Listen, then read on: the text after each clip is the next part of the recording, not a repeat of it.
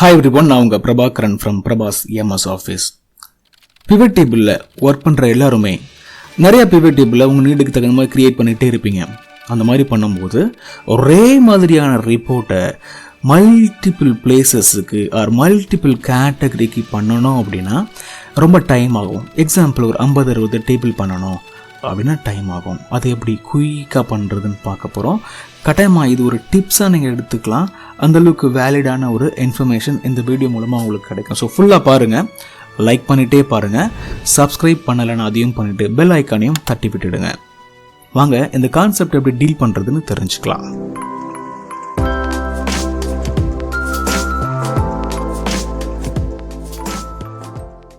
Okay, இந்த டேட்டாபேஸ்ல இருந்து create பண்ணப்பட்ட இந்த பிவட் டேபிள் எல்லா பிளேசஸுக்கும் எல்லா யூனிவர்சிட்டிக்குமான கம்பைன்டு பிவட் டேபிள். ஓகே, இதில் அந்த பிளேஸை கிளிக் பண்ணோம் அப்படின்னா நிறைய பிளேசஸ் இருக்கு.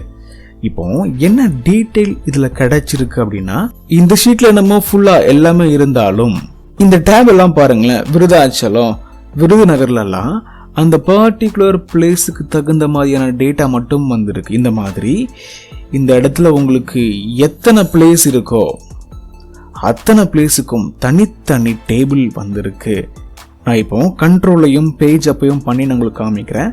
ஒரு டேப்லையும் உங்களுக்கு ஒரு பிளேஸ் இருக்கு, அது ஃபில்டர் ஆகிருக்கு, அதுக்கு தகுந்த டேட்டா மட்டும்தான் அந்தந்த பிவட் டேபிளில் இருக்கு. இந்த மாதிரி 50, 60, 100, 200 பிளேஸ் இருக்கு, ஆர் கேட்டகரி ஏதோ ஒரு விஷயம் இங்கே இருக்கு, அதுக்கு மல்டிபிள் டேட்டா இந்த இடத்துல இருக்கும்போது இந்த ஒரு கேட்டகரிக்கும் ஆர் ஒரு பிளேஸுக்கும் ஆர் ஒரு ப்ராடக்ட்டுக்கும் நீங்கள் மல்டிபிள் பிவட் டேபிளை கிரியேட் பண்ணணும் இந்த மாதிரி ஒரு டேபிள் அப்படின்னா எவ்வளோ டைம் ஆகும்னு யோசிச்சு பாருங்க.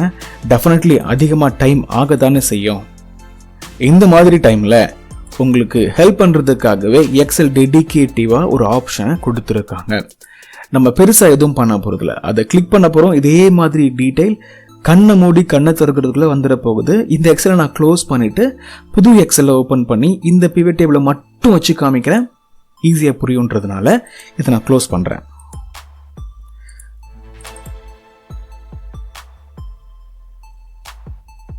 க்ளோஸ் பண்ணிவிட்டு ஒரு நியூ எக்ஸல், இதில் ஒரே ஒரு டேட்டாபேஸ், ஒரே ஒரு பிவட் டேபிள், இதுல இருந்து multiple pivot table for multiple பிளேசஸை எப்படி ஜெனரேட் பண்றது அப்படின்னு தெரிஞ்சுக்க போறோம். ஓகே, இந்த பிவட் டேபிளை முதல்ல கிளிக் பண்ணிட்டு கிளிக் பண்ண உடனே உங்களுக்கு டாப்ல design pivot table analyse 2 tab open ஆயிரும். செலக்ட் பண்ணாதான் இது வரும், சரியா? இதுல பிவட் டேபிள் அனலைஸ் டேபை கிளிக் பண்ணிட்டு டைரக்டா நீங்க ஃபர்ஸ்ட் குரூப்புக்கு வந்துடுங்க. பிவட் டேபிள் அப்படின்ற குரூப், அதுல ஆப்ஷன்ஸ், அதில் டைரக்டாக கிளிக் பண்ணாமல் இந்த ட்ராப் டவுனை கிளிக் பண்ணுங்க.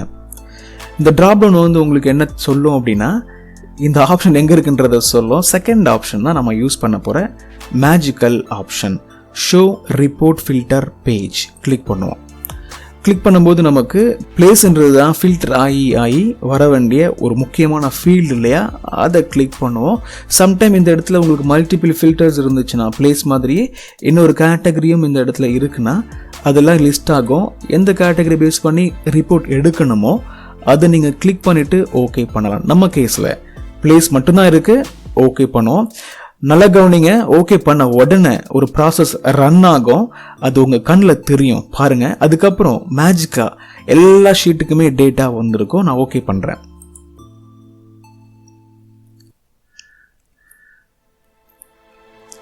பூம், எல்லாமே வந்துடுச்சு. நம்ம ஒரு கிளிக் பண்ணோம், 2-3 செகண்ட்லயே எல்லாமே முடிஞ்சிருச்சு. இங்க ரைட் கிளிக் பண்ணி பார்க்கும்போது ஒரு ஷீட் இருந்த இடத்துல we have multiple sheets now, right? நம்ம ஷீட் இதுதான், இதெல்லாம் அடிஷ்னலாக வந்த ஷீட்ஸ். எல்லா ஷீட்லையுமே ஒரு பிளேஸ் ஃபில்டர் ஆகி அதுக்கு தகுந்த ரிப்போர்ட் மட்டும் வந்திருக்கு. சம்டைம் இது மாதிரி உங்களுக்கு தேவைப்படும். ஓகே, அப்போ நீங்கள் இந்த ஆப்ஷனை யூஸ் பண்ணி பார்க்கலாம். இப்போ நான் மெயின் டேட்டாவை கிளிக் பண்ணி அந்த ஷீட்டுக்கு போயிடுறேன். உங்களுக்கு புரிஞ்சிருக்கும்னு நினைக்கிறேன். இன்னும் ஒரே ஒரு ப்ராக்டிஸ், மல்டிபிள் கேட்டகரி வரும்போது எப்படி பண்ணுறதுன்றதையும் காமிக்கிறேன். இதை க்ளோஸ் பண்ணுறேன், சேவ் பண்ணாமல் க்ளோஸ் பண்ணுறேன். அதே ஃபைலை திருப்பி நான் ஓப்பன் பண்ணுறேன். இப்போ இந்த இடத்துல பிளேஸுக்கு பதிலாக இன்னொரு கேட்டகரியும் கொண்டு வருவோம். கொஞ்சம் இன்ட்ரெஸ்டிங்காக இருக்கும். கொண்டு வர்றதுக்கு நமக்கு இந்த ஃபீல்டு வேணும் இல்லையா? ஸோ ஃபீல்டு எனேபிள் பண்ணிவிட்டு இதுலேருந்து நம்ம அதை எடுத்து நம்மளுடைய பிவட் டேபிளை கஸ்டமைஸ் பண்ண முடியும், ரைட்டா? இதில் யூனிவர்சிட்டி நேம்ஸையும் எடுத்து ஃபில்டர் அப்படின்ற இந்த கேட்டகரியில் இங்கே நான் ப்ளேஸ் பண்ணுறேன். ஸோ ஃபில்டர் பண்ணுற இடத்துல யூனிவர்சிட்டி நேமும் இருக்குது, பிளேஸும் இருக்குது. இப்போ இது கூட நான் க்ளோஸ் பண்ணிடலாம். பிவட் டேபிளுக்குள்ளே கிளிக் பண்ணிவிட்டு இந்த இடத்துல பார்த்தீங்கன்னா ஒரே ஒரு டேப் தான் இருக்கு இல்லையா? கிளிக் பண்ணதுக்கப்புறம் நல்லா கவனிங்க, பிவட் டேபிள் அனலைஸில் போயிட்டு இந்த ஆப்ஷனில் டைரெக்டாக கிளிக் பண்ணாமல் ட்ராப் டவுனை கிளிக் பண்ணிவிட்டு ஷோ ரிப்போர்ட் ஃபில்டர் பேஜை கிளிக் பண்ணிங்கன்னா இப்போ உங்களுக்கு கேட்கும் 2 ஆப்ஷன் இருக்குது, ரைட்? ஃபர்ஸ்ட் நம்ம பிளேஸ் மட்டும்தான் இருந்துச்சு, ஸோ பிளேஸ் மட்டும் தான் அங்கேயும் காமிச்சுது. இப்போ யூனிவர்சிட்டியும் இருக்குது. ஒருவேளை உங்கள் ரிப்போர்ட் யூனிவர்சிட்டி நேம்ஸ் பேஸ் பண்ணி வரணும் அப்படின்னு நீங்கள் ஃபீல் பண்ணால் இந்த மாதிரி பிளேஸ் பண்ணிவிட்டு இங்கேயும் அதை செலக்ட் பண்ணிவிட்டு ஓகே பண்ணுங்கள். The magic is happening now, right? The process is running now, right? பாருங்கள், முடிஞ்சிருச்சு. 3 செகண்ட்ஸ் ஆயிருக்குமா, அதுக்குள்ளே இந்த ப்ராசஸ் முடிஞ்சிருச்சு. எல்லா யூனிவர்சிட்டிக்குமே ஒரு பிவட் டேபிள் கிரியேட் ஆகிருக்கு. எத்தனை பிவட் டேபிள் கிரியேட் ஆனாலுமே நீங்கள் அதை சேவ் பண்ணிவிட்டு இந்த இடத்துல பார்த்தீங்க அப்படின்னா ஆல்ரெடி இருந்த சைஸை விட ரொம்ப பெரிய டிஃப்ரென்ஸ்லாம் வந்திருக்காது. இந்த எல்லா பிவட் டேபிளுக்கும் பேக் அண்ட் எங்கே தான் இருக்கும் அப்படின்னா ரைட் கிளிக் பண்ணி நான் காமிக்கிறேன். இந்த மெயின் டேட்டாவில் தான் இருக்கும். இந்த மெயின் டேட்டாவை பேஸ் பண்ணி ஒரே ஒரு டெம்பரவரி பேக்கெண்ட் மட்டும் கிரியேட் ஆகிருக்கும்.